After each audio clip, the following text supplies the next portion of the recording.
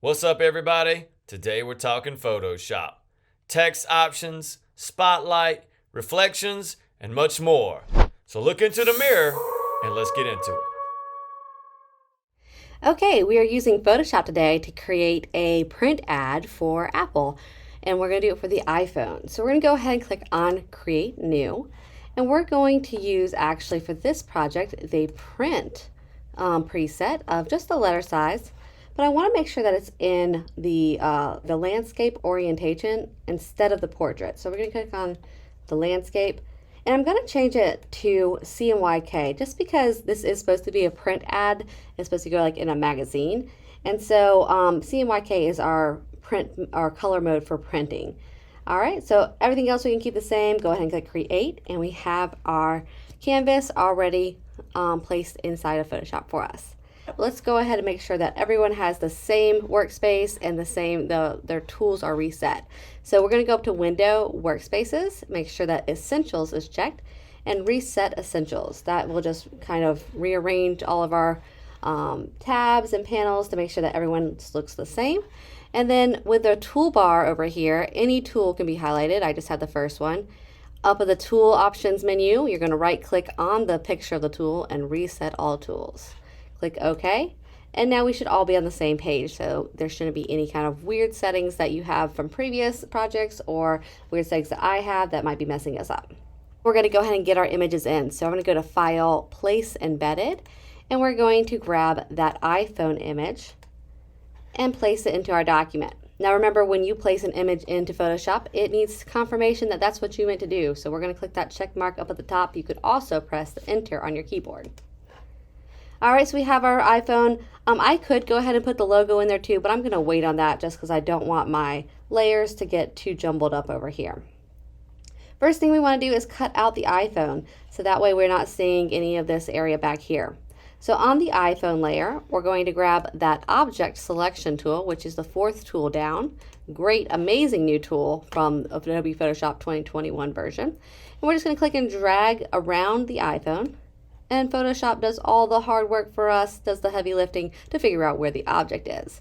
Now, it did a great job, but it's not perfect. So I do want to go into my quick mask mode, which is down here on the bottom of my toolbar. And remember, when you enter quick mask mode, we have several things that happen on your screen. First, the layer that you're working on turns pink over here in our layers panel. Second, this button, the quick mask mode button, is pressed down. And third, the things that are not selected, so the things that are not in our dotted line, are turning pink, like have this like pink or reddish hue over them. And the things that are selected, which is inside of our dotted line, is its normal color. What I'm going to do is I'm going to do Command plus, or you could do Control plus if you're on a PC, and zoom in really tight onto this iPhone so that I can see where Photoshop didn't do the best job of creating our selection. So we're going to fix that up a little bit. In quick mask mode, you're going to use a paintbrush. We want to make sure that it is a hard paintbrush. That means that it has hard edges. They are solid, not fuzzy like this. They're not like a spray paint or an airbrush or anything like that. So we're going to turn the hardness all the way up on our paintbrush. And you can play around the size a little bit too. I'm just going to go with a 75 pixel paintbrush. And then I'm going to paint with black. The reason I'm choosing the black is because I want to take away from the selection. So in quick mask mode, remember that black takes away from the selection, and white, if I flipped it around, would add to the selection. So I'm going to go with black, and I'm going to take away from the selection. Click once there, and because it's a straight line, I can click once, hold down Shift, and then click again at the end of my line, and it creates that beautiful straight line for you, like connect the dots. So I clicked once up here, held down Shift, and clicked once down there, and it made that straight line. Now, when I go out of quick mask mode, you can press Q on your keyboard to do that, or you can go over here and press the quick mask mode button. You can see that my dotted lines are now correct, and it has fixed, and it is looking really good. So we're going to do Command minus or Control minus to zoom back out. And I can now add my layer mask to this iPhone layer, which will cut out whatever is not selected. So click on that layer mask. You can see that it has cut out or has put a mask around the iPhone. So everything that was not selected, everything that was not inside the dancing ants or the dotted line, is now masked out. There's a black thing, invisible black mask on top of it, so you can't see it anymore. All right, so we have our iPhone, the mask for our iPhone. I'm going to grab my move tool, and I'm just going to move this over to the side here for right now. On our background layer, we're going to go back down to our background layer, which is underneath our iPhone.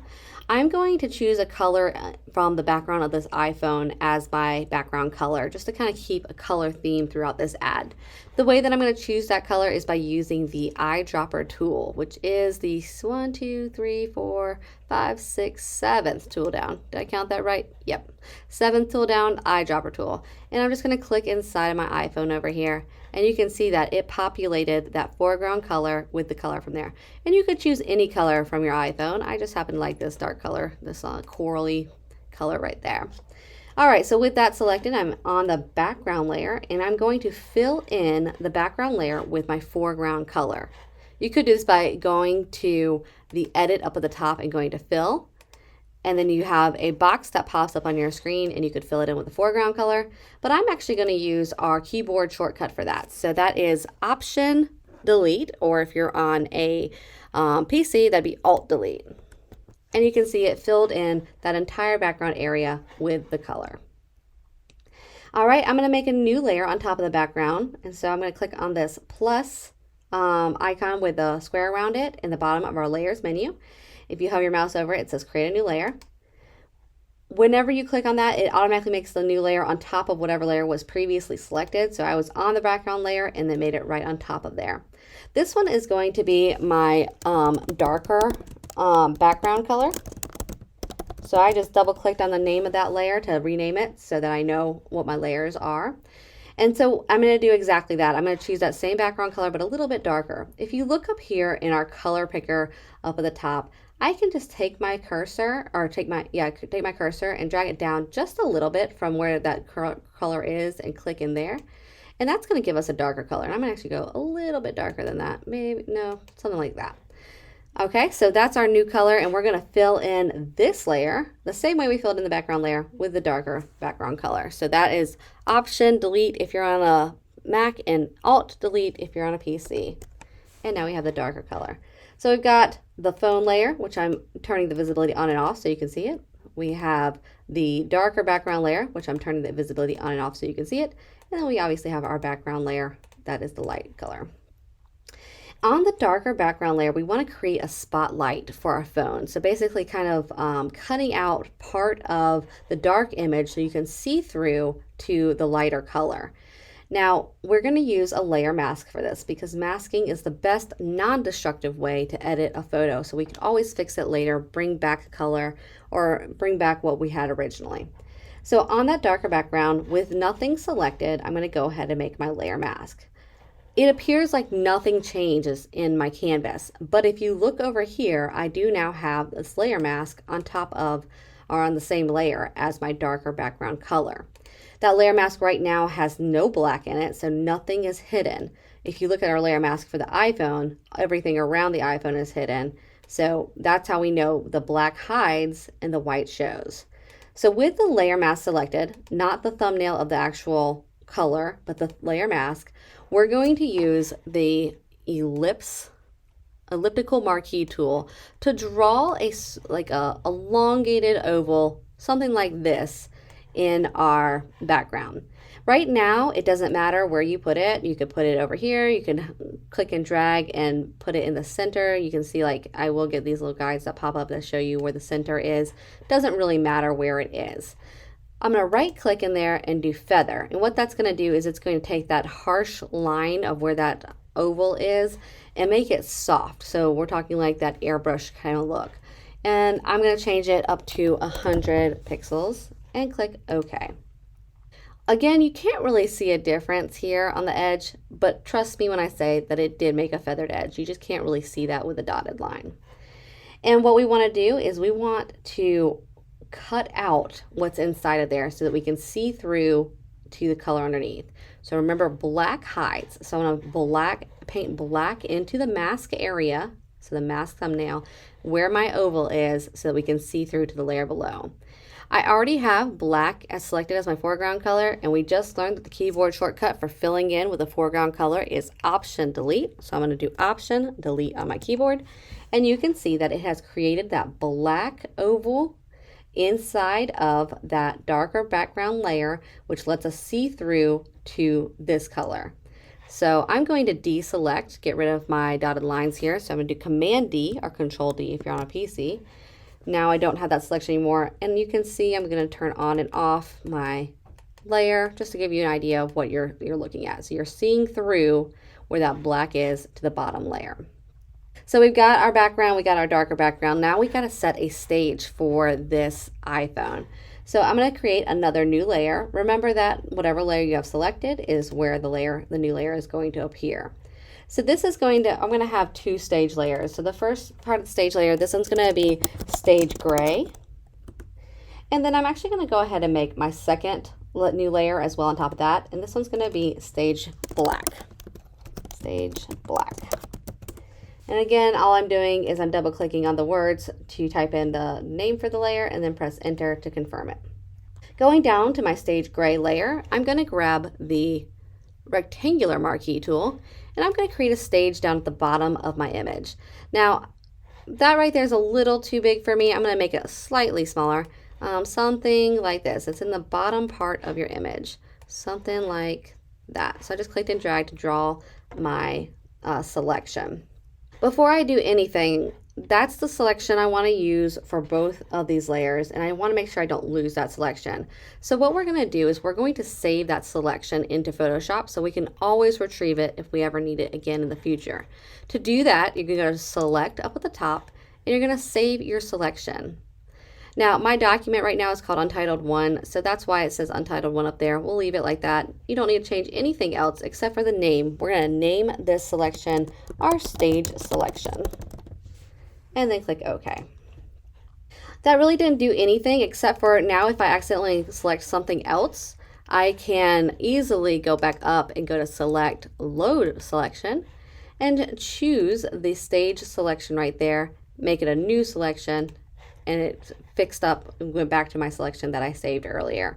It's a really good way if you're going to be selecting the same thing and doing something over and over again in Photoshop with the same selection. Always save that selection. Just makes your life a little bit easier so you're not having to recreate a selection later on. Okay, so we have that selection on the stage gray layer and we're going to fill it in with gray. So over here in our color panel, we're going to get a gray color and I'm going to go somewhere in the middle over here on this side. You can see that foreground color is the gray that I have. And to fill it in, we're going to use that keyboard shortcut one more time of Option Delete. Remember, if you're on a PC, that's going to be Alt Delete.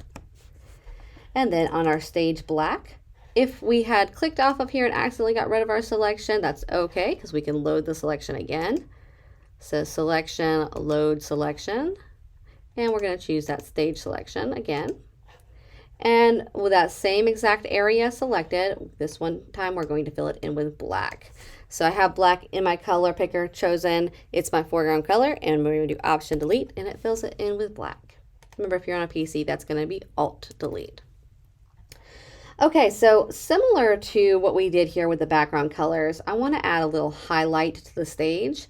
So what I'm going to do is on this the stage black layer, I'm going to add my layer mask. And this time, instead of using the elliptical marquee tool to create my see-through area, I'm actually going to use my gradient tool. So the gradient tool goes slowly from one color to another color.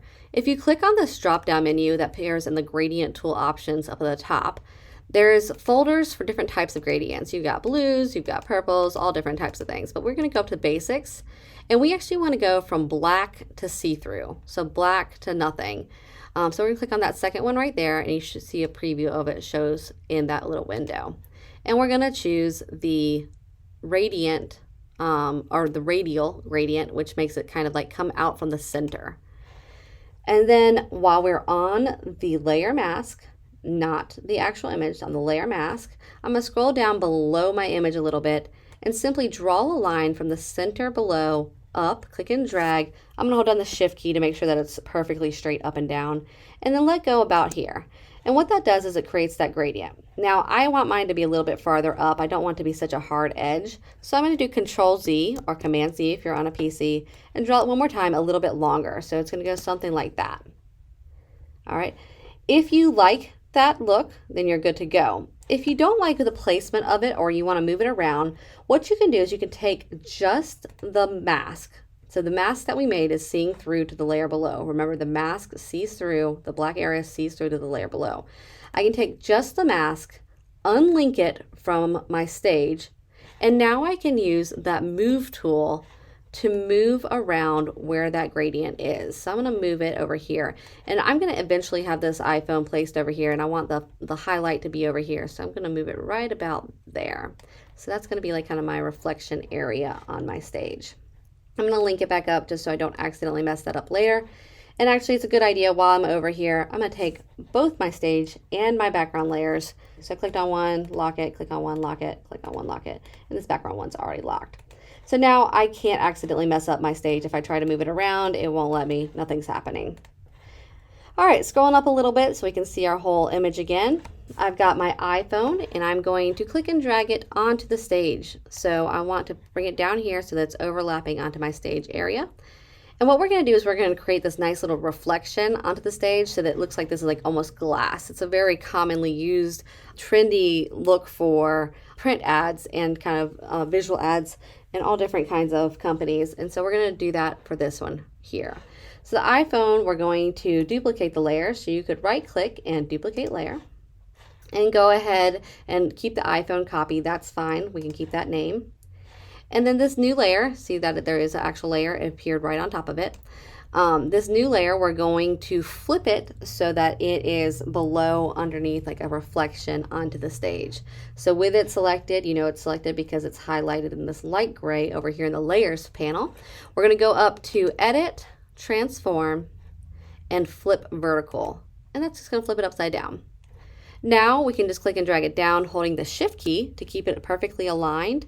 And we're going to make it so that the bottoms touch just like that.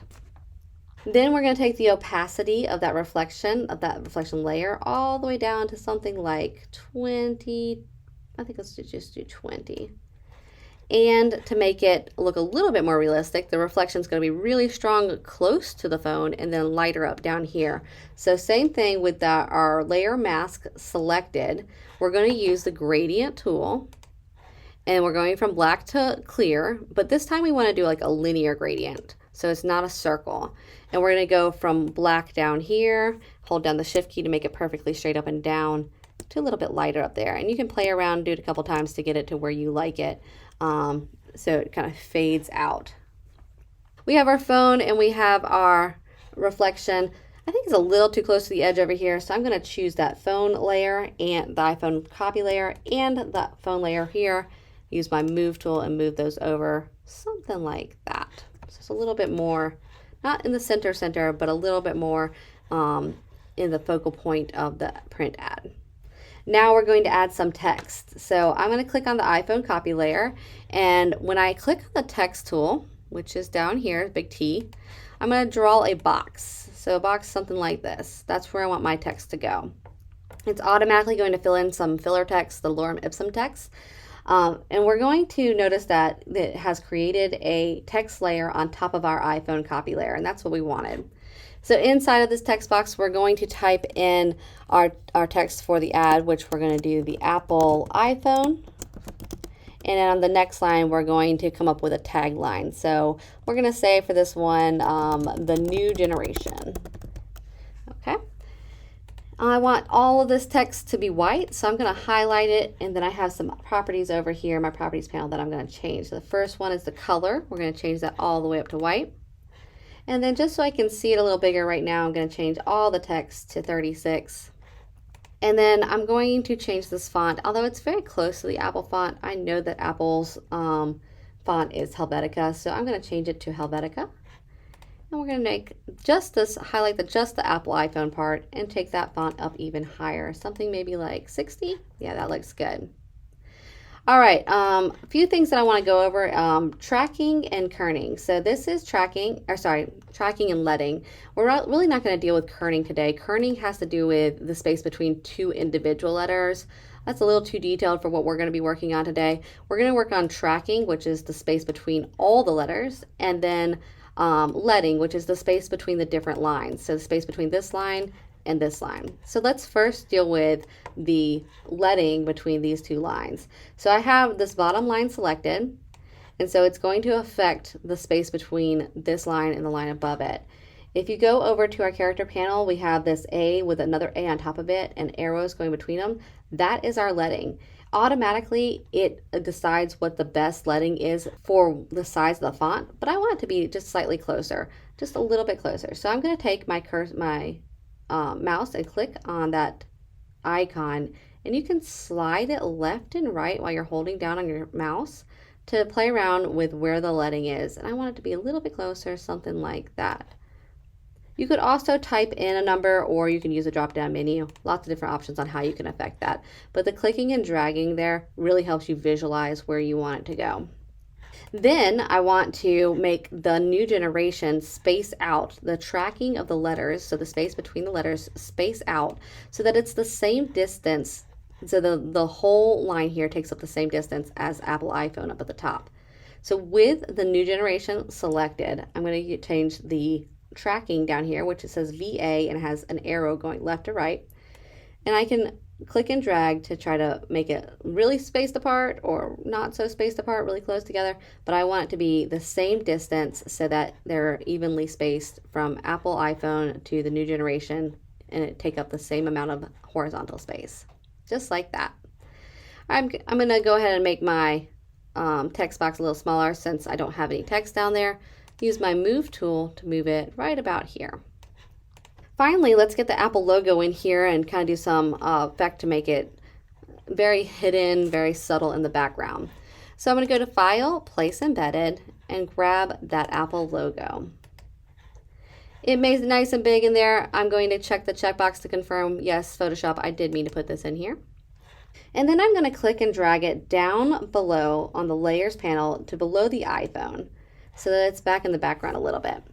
I still want to resize it, so with it selected, with the layer selected, I'm going to go up to the Show Transform Controls, and that box pops up when you're on the Move tool. So with the Move tool selected, I'm going to check the box for Show Transform Controls and go ahead and resize this a little bit. So going from the corner down, resize it so it's like that. And I'm going to try to line it up so that it does snap to the middle of my image, and you can tell that it's the middle based off of those pink lines vertically. And then I can check the box, say yes, Photoshop, I did mean to move it there. Then we're going to do a blending mode. So what it's going to do is it's going to blend the Apple logo with whatever's down below it. And there's lots of different blending modes. You can see as I go through these, it changes it. But I want to do the overlay one. Overlay. And then I'm going to turn the opacity of that Apple logo down to something like, let's do 25. There we go. So you can see it. It's very subtle in the background, but it's not the main focus of the ad. And this is the end of our ad. So we've got our iPhone, the reflection, we've got a stage, we have a beautiful background that has this highlight area, looks like a spotlight, and we have our fonts and text that we've put together to create our ad. Now let's go ahead and save it. We're going to do File, Save As, save it to your computer. We're going to name this last name, first initial, underscore, reflection project, or just reflection's fine. And then click Save. And then if we wanted to export this as a PNG, we could go to File, Export, Export As. And then we get this whole menu open. This is a great menu for details on how you want to export it. If you want to change the size, the width of it, the different file types, but we're going to stick with PNG. I think we're going to keep our scale just the way it is, and then we can go ahead and click Export. And that name is the right name. So go ahead and click Save where you want to save it. And you now have your PNG saved as well. I hope you've enjoyed this project today, and we'll see you next time. If you liked this video and found it helpful, please give us a thumbs up and drop a line in the comments below. Make sure to hit that subscribe button and turn on the notification bell for alerts of when new videos are posted. Thanks for watching, and until next time, happy creating.